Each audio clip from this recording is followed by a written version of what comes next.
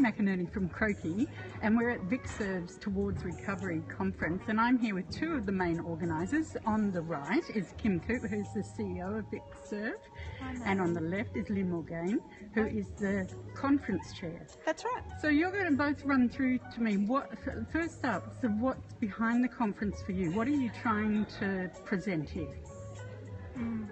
And VICSERV's a membership organisation, so for us anything we do is about both lifting up the work that our members do and putting a spotlight on that, because it's usually excellent work, but also trying to build the capacity of our members, giving them information that can really help them to go forward in the work they're doing. And what are the big issues for them in that? Right at the moment, the National Disability Insurance Scheme, what impact that will have on the kinds of supports that we can offer people, and whether there might be gaps in the service system. It's a big issue, isn't it? There's a lot of problems for people with mental health or psychosocial conditions, yeah?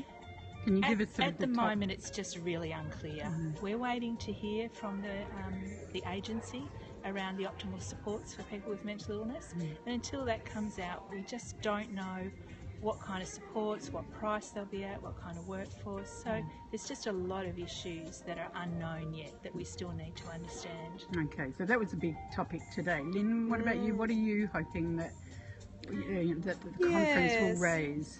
Yeah, so the conference committee was really conscious that it has been a period of incredible change. To the point that you actually haven't had one since 2012, That's right, that's right. And that over that time we've spent a lot of time on difficult stuff, and that those members that Kim talked about really needed an opportunity to stop and reflect not only on the challenges that still exist, but actually what we're doing well and what we have thought about in that time and where that's taking us. So there was a sense that the sector is undergoing very significant change, and some of that's very painful and very distressing. There's no question about that.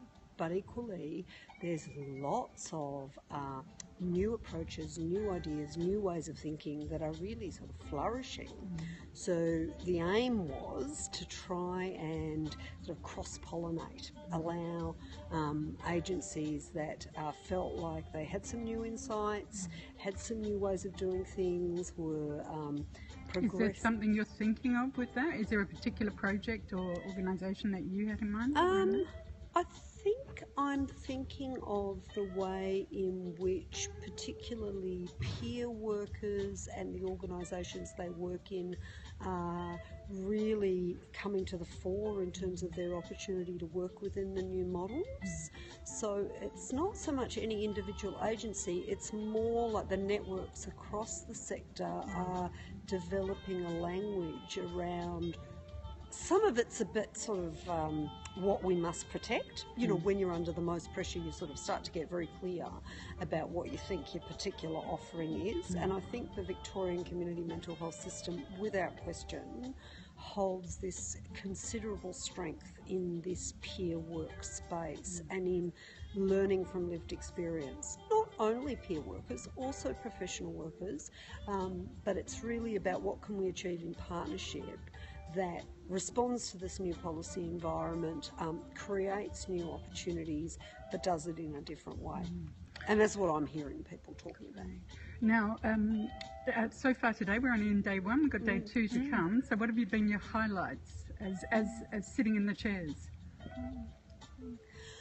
Well, I think our keynote, Simon Duffy, was pretty much a pretty, you know, as you would wish keynotes to be, incredibly thought-provoking. I think in some respects quite challenging to much of what people hold dear. So what I've heard in the discussion that's gone on through the day has been lots of testing of effectively what he put out there, which is this proposition that some of our language and some of our models are unhelpful and need to change. And his own sort of contention that citizenship is a better way of understanding people's relationship with the resources that are available to them within a democracy that has a welfare state. I personally really enjoyed that presentation. Yeah. Where do you think that challenge was, though, that people were feeling a little uncomfortable with? Well, I think there are two things that I was conscious people were challenged by. One was he was very upfront about saying that the term consumer for him is not one that resonates with him, and he doesn't think it's a good way of understanding the relationship between, you know, where the resources are and who gets to access them. That I think was difficult for people because, as some of our participants fairly clearly pointed out, there's a history and a legacy associated with claiming that word that in a sense makes it difficult to let go of. So, and I respect that. I appreciate why that's so. I think the other one was the risk that what he is suggesting, which is really about community engagement and ownership and mobilisation as an alternative to the welfare state, can be readily appropriated by political forces that perhaps don't have the best interests of the community at heart, as we would understand them. And I think Simon was very good to point out that even the very best things can be appropriated by the forces of evil. So I don't think he's naive to that risk, but I think he says that can't be a reason not to talk about it. But what would it make you do differently from now? Well, from my perspective, it absolutely affirms my own organisation's strenuous efforts to shift the allocation towards community engaged practice and not allow every last cent to be appropriated by clinical services. Really. Kim, what about you? Highlights today? Highlights? I found it really interesting, the thread running through a number of the conversations around how people make sense of their experiences of meaning, of being connected to others in relationships and what meaning that gives, and how that's really all way outside of treatment services. This is something about our common humanity, and that no matter what funding models or approaches come and go and are imposed on us, we're still talking about the human condition. What's an example of that? What do you mean? When people were talking, or about the human condition? No, when people were talking, what was it? I think they were, in one group it was around what might light the fire inside people.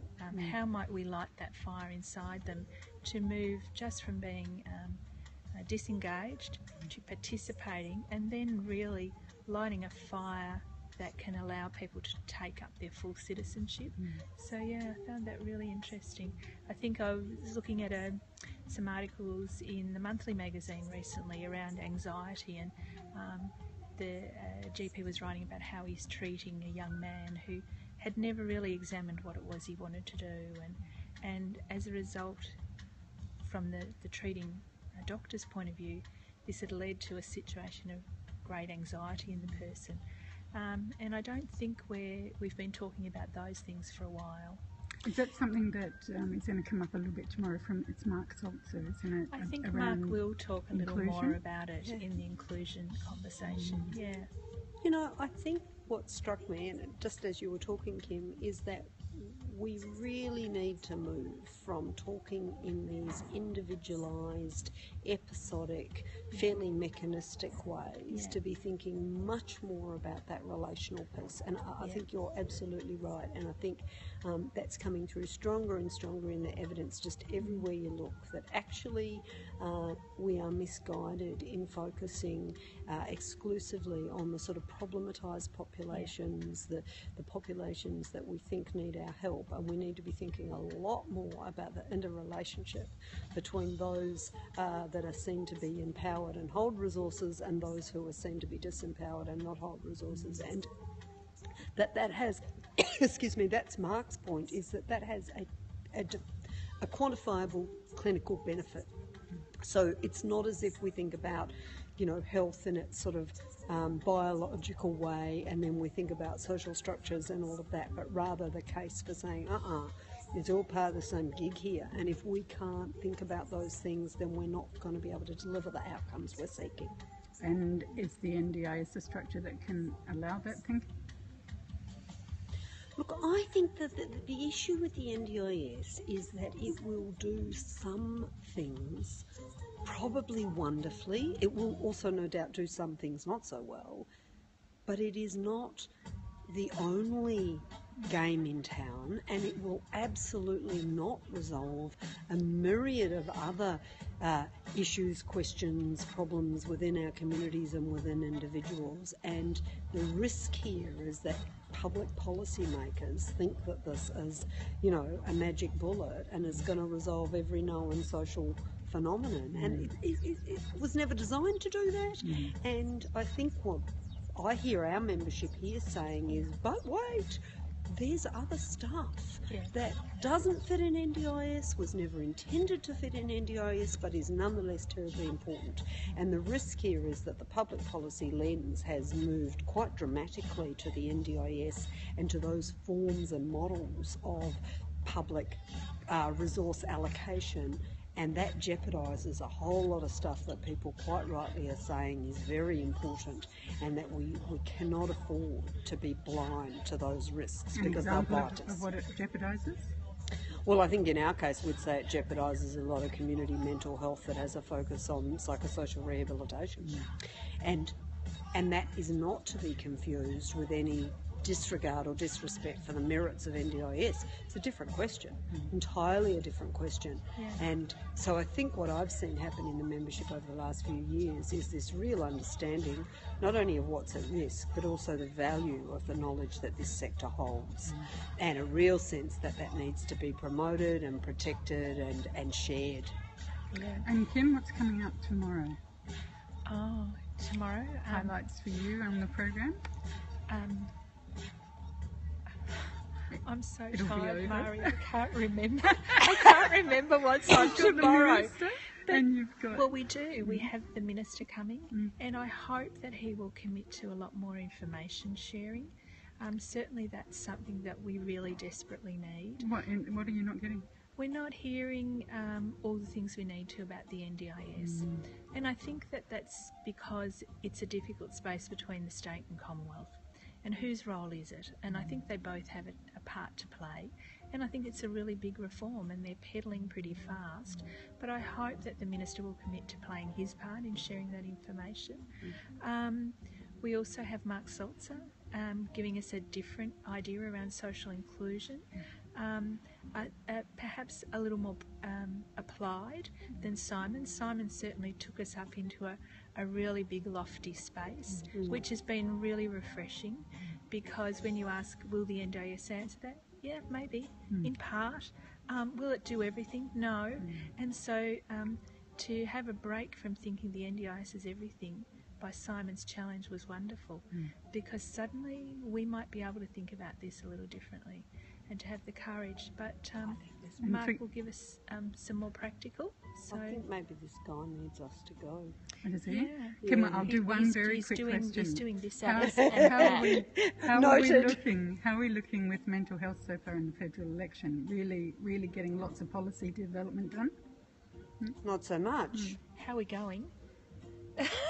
Zero. Yeah, We're not hearing anything. there's nothing. Shall we meet back tomorrow at Love the end to. of the day and do that when we're not being rushed out? Luckily, I can't see. Well, I was going to say, Mari, because my answer to that question was about I've got a session with the PHMs, and I'm very interested in how that's going to go. Let's talk after that. Yeah, because that's part of the whole thing, isn't thanks. it? Thank you very much. Thank you. Thanks Don't very run much, away Mari. yet, though. Hang on one sec. Okay.